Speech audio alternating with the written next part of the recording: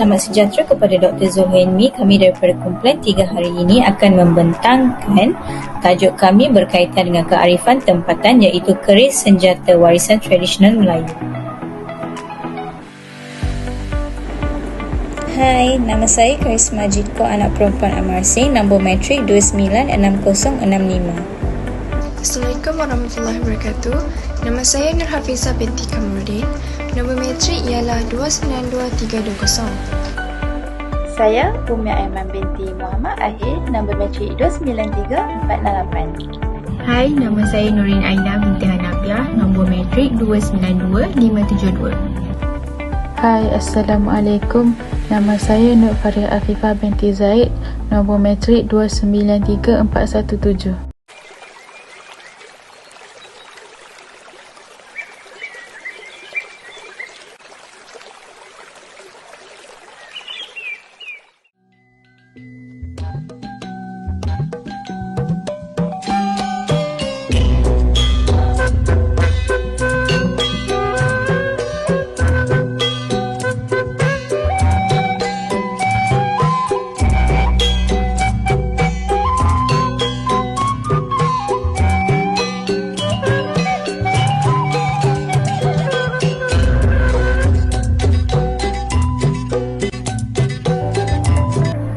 Saya sebagai pembentang yang pertama akan membentangkan pengenalan kepada tajuk kami. Seperti yang kita tahu, masyarakat di Tanah Melayu menggunakan keris sebagai senjata dalam mempertahankan diri sewaktu bersilat. Keris ini juga berasal daripada kerajaan Sriwijaya, Kepulauan Jawa. Keris ini juga dikaitkan dengan kuasa kesaktian, di mana masyarakat mempercayai bahawa keris ini mempunyai semangatnya yang tersendiri. Selain daripada itu, keris ini juga tersebar luas di seluruh kawasan seperti di Indonesia, Malaysia, Singapura, Thailand, Filipina dan juga Brunei. Keris ini juga merupakan alat kebesaran diraja, di mana ia melambangkan kedaulatan orang Melayu. Dalam sesebuah pertarungan, apabila keris ini digunakan, ia juga boleh menyebabkan seseorang itu maut. Itu saja daripada saya. Saya serahkan kepada ahli kumpulan saya untuk pembentangan yang seterusnya. Keris merupakan senjata yang telah digunakan oleh masyarakat yang tinggal di Australasia yang menggunakan sebagai senjata dan alat kebesaran. Keris Melayu berasal dari Tanah Jawa, atau lebih tepat lagi semasa zaman Kerajaan Majapahit. Penemuan keris pertama telah dijumpai di Candi Borobudur dan Prambanan. Keris telah berkurang selepas berlakunya Perang Dunia Pertama. Hal ini kerana terciptanya senjata-senjata moden yang lebih canggih mengikut era globalisasi. Pada zaman sekarang, keris telah digunakan dalam pelbagai upacara-upacara pertabalan diraja. Selain itu, keris juga digunakan sebagai perhiasan semata-mata. Kini, keris hanya disimpan sebagai barang-barang antik dan berharga di muzium ataupun hanya disimpan oleh segelintir masyarakat yang gemar dengan barang antik. Bahagian-bahagian keris. Terdapat 6 bahagian keris. Yang pertama ialah jejeran. Jejeran atau hulu keris diperbuat daripada kayu, tandung atau gading. Yang kedua ialah ganja. Bahagian keris di antara mata dan hulunya. Terdapat 2 jenis ganja, iaitu ganja rawan dan ganja menumpun. Yang ketiga ialah bilah keris. Bilah keris telah diperbuat daripada unsur logam, yakni besi, bahan pamur dan baja. Yang keempat ialah mendak.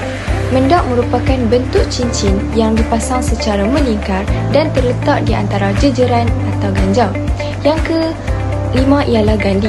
Bahagian bawah atau dikenali sebagai pangkal bilah yang merupakan perhiasan pada hulu keris. Yang terakhir ialah pamor. Pamor merupakan perhiasan atau motif yang berbentuk pada bilah. Seterusnya ialah jenis-jenis keris. Terdapat 5 jenis keris, iaitu keris Semenanjung, keris Pekaka, keris Bali, keris Madura dan keris Sundan. Keris yang pertama ialah keris Semenanjung. Keris Melayu Semenanjung didefinisikan sebagai salah satu keris yang menjadi komponen utama kepada segala bentuk keris yang asalnya dari Tanah Melayu. Reka bentuk keris ini sangat mudah untuk diketahui oleh penduduk setempat dan seni ukirannya yang ringkas. Kepala keris menyerupai badan-badan yang tunduk, manakala ukiran yang mujarab dan memotifkan bunga menjadi salah satu perhatian kepada kepala keris tersebut. Sarung semenanjung keris mempunyai gantung 4 segi yang besar dan 4 segi yang kecil. Batangnya yang lebar tidak terlalu tirus dan kasut atau ekor berjalur 4 segi. Apabila sarung atau samping keris ditutup dengan perak, maka kasut berbentuk kulit bulat. Keris yang kedua ialah keris pekaka.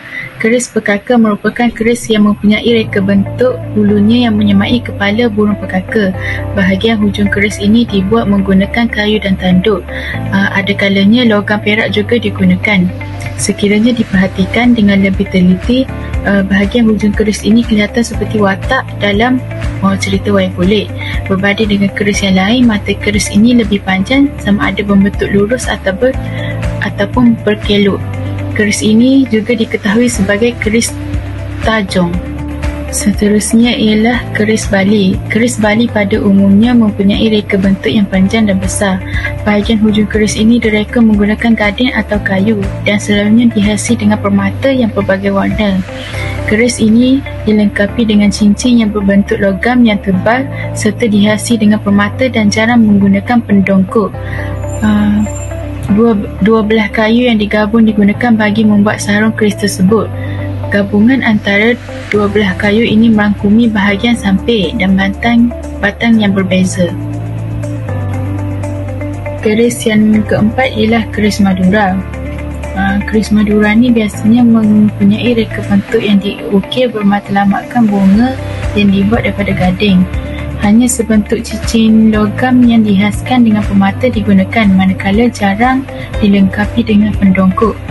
Bahagian samping dan batangnya dibuat menggunakan logam dan gading, manakala sarung keris tersebut dibuat dengan cantuman kayu.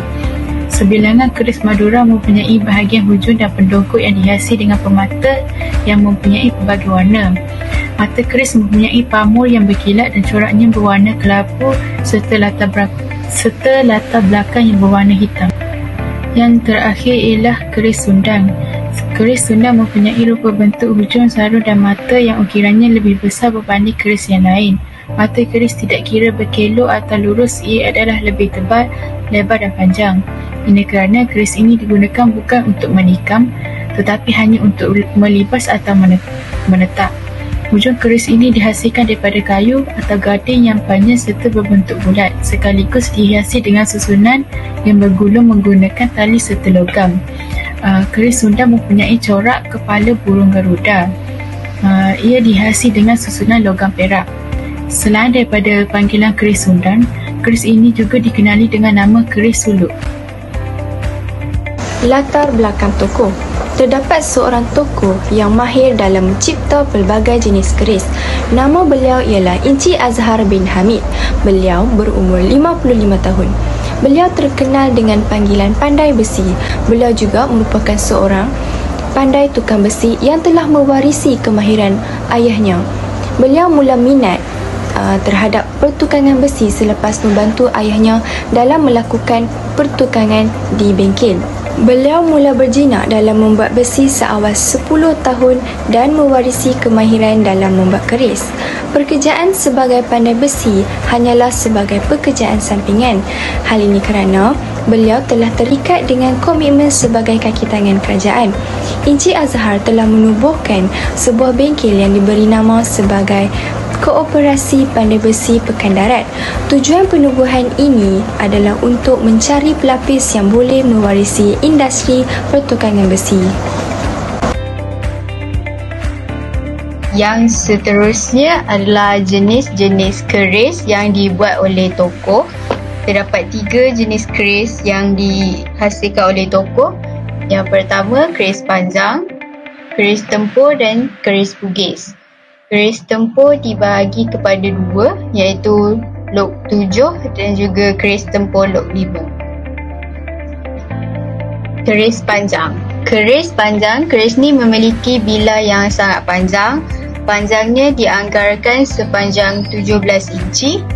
Hulu keris ini berbentuk mulut enggang dan digunakan oleh sultan atau raja. Bagi keris tempur pula, terdapat 2 iaitu keris tempur luk 7 yang panjang bilahnya dianggarkan sebanyak 15 inci. Panjang keseluruhan adalah 16 hingga 20 inci. Diperbuat daripada campuran besi yang tebal. Sarung keris pula diperbuat daripada kayu kedundang hutan. Anggaran harga dalam RM230. Bagi keris tempur luk 5, panjang keris ini sepanjang 10 inci. Panjang keseluruhan ialah 16 inci. Besinya diperbuat daripada campuran pelbagai besi. Yang seterusnya adalah keris bugis. Keris bugis panjang bilahnya dianggarkan sebanyak 15 inci. Sarung diperbuat daripada beberapa jenis kayu, antaranya adalah kayu serian, kayu akasia dan kayu kemuning. Anggarannya berharga sekitar RM1,700 dan terbahagi kepada 2 iaitu berlekuk dan jenis. Seterusnya, proses pembuatan keris. Proses yang pertama iaitu menyediakan besi. Pada mulanya Encik Azhar ni dia akan memilih besi yang berkualiti untuk dijadikan bilah keris. Besi yang berkualiti ni maksudnya adalah besi yang tidak bercampur dengan logam dan sebagainya lah. Yang besi ni dia boleh dapati di kedai-kedai besi buruk yang berdekatan dengan rumah beliau. Proses yang kedua pula adalah menyediakan arang untuk pembakaran. Encik Azhar ni dia akan menyediakan arang khas lah untuk menempa besi dan membentuk bilah keris ni. Arang-arang tu perlu diketuk menjadi saiz yang lebih kecil. Kenapa kena bentuk pada saiz yang kecil kan? Sebab bila arang yang besar kita ketuk jadi kecil-kecil, so mudahlah untuk kita nak menghasilkan bara tu. Bara tu akan jadi dengan cepat. So jadi proses pembakaran tu akan jadi lebih mudah bila arang tu jadi kecil. Okey, langkah yang ketiga pula adalah menyediakan bancuan tanah liat. Mengapa Encik Azhar membuat bancuan tanah liat ni? Tanah liat ni bertujuan untuk menutupi retakan-retakan yang terdapat di bahagian dapur pembakaran tu lah. Okey, retakan tu berlaku disebabkan oleh suhu yang tinggi. Bila kita nak buat keris, kita kena menempa besi kan. Jadi menempa besi ni kita kena guna kaedah pembakaran. Jadinya bila kita guna kaedah pembakaran, jadi kawasan tu memang dia memang menggunakan suhu yang tinggi lah. Jadi suhu yang tinggi telah menyebabkan retakan di keliling dapur tersebut. Jadi seterusnya kan, tanah liat yang telah ditampal ni perlu dikeringkan. Encik Azhar ni dia menggunakan pelulu Bunsen untuk mengeringkan bahagiannya bagi cepat. Langkah keempat, menyediakan api untuk proses menempa. Encik Azhar ni dia akan masukkan arang yang telah diketuk menjadi saiz yang kecil tadi ke tempat pembakaran. Seterusnya beliau akan masukkan besi-besi yang akan dijadikan bilah keris tu ke dalam api untuk melakukan proses menempa. Proses ini dilakukan kerana tidak semua besi itu besi yang diambil tu akan digunakan menjadi sebilah keris. Hal ini kerana pembuatan keris ni hanya menggunakan setengah atau suku besi sahaja. Langkah kelima, untuk mendapatkan sebahagian besi ni, Encik Azhar akan memotong besi menggunakan mesin pemotong. Selepas itu, beliau akan membakar semula besi dan memulakan proses menempa untuk meluruskan besi. Seterusnya, beliau ni akan menempa besi tersebut sehingga alurnya membentuk bilah keris. Bilahan tersebut perlu dipotong untuk mendapatkan alur pada keris.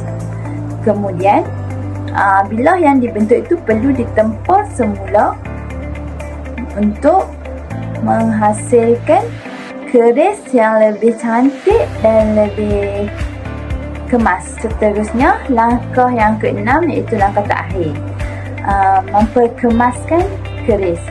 Setelah menempa bilah keris, permukaan bilah itu perlu dicanai menggunakan mesin canai. Tujuannya adalah untuk melicinkan permukaan bilah keris. Jadi bila kita dah siap, kita kena licinkan permukaan tu supaya permukaan dia tu nampak licin dan cantik je. Setelah semua proses dilakukan, keris tu siap untuk dijual atau digunakan. Kesimpulannya, ahli kumpulan kami telah dapat mempelajari pelbagai jenis ilmu yang baru sepanjang kami menyiapkan tugasan yang diberi. Walaupun penggunaan keris pada masa kini tidak lagi popular dalam kalangan masyarakat, kita sewajarnya mengekalkan tradisi tersebut agar warisan ini tidak pupuk ditelan zaman, di mana keris ini juga merupakan identiti bagi masyarakat Melayu dan juga kebanggaan negara kita iaitu Malaysia. Sebagai contoh, kita boleh menyimpan sebilah keris sebagai hiasan di rumah, kerana pada masa kini amat sukar untuk kita mendapatkan peluang untuk melihat jenis-jenis keris yang terdapat di negara kita.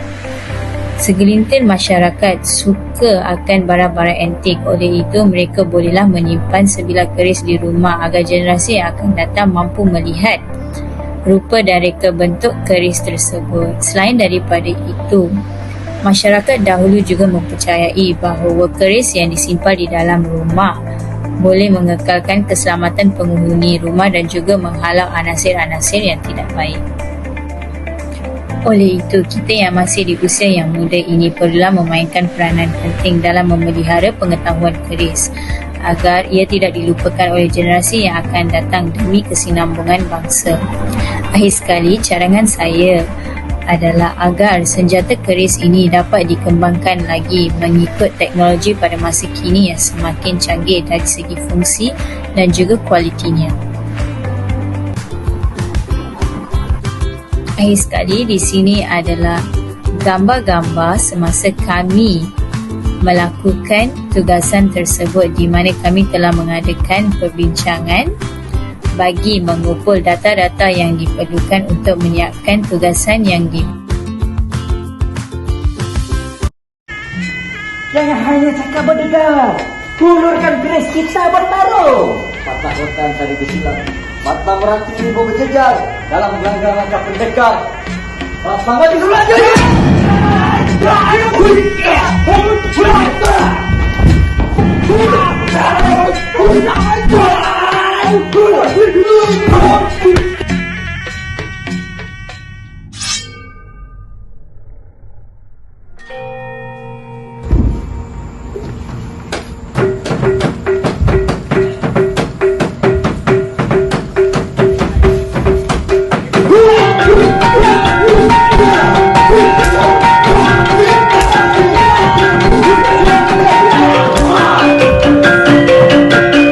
Air dalam semakin dalam, hujan ke hulu belum teduh,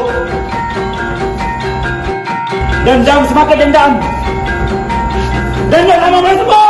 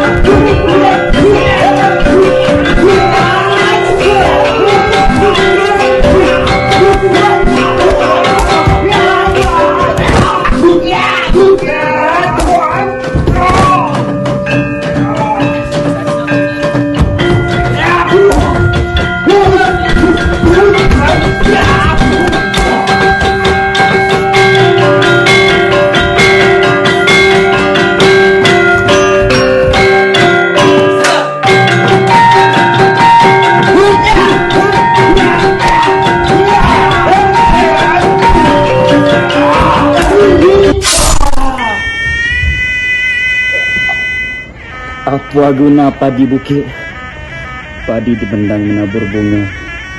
Apa guna hati sakit? Mati bertikam masuk lama.